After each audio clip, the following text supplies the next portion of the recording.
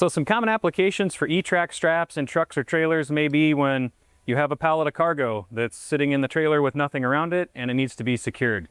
Good way to do this is to hook the strap on one side of the trailer,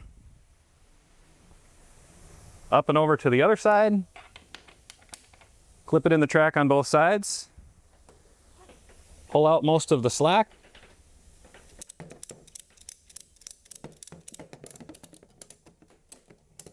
and ratchet tight.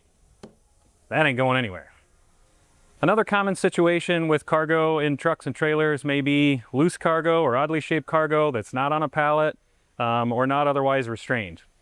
A good way to secure this is to load it against the wall of the trailer.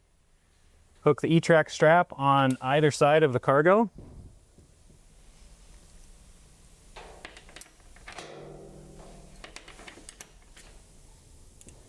Pull out most of the slack.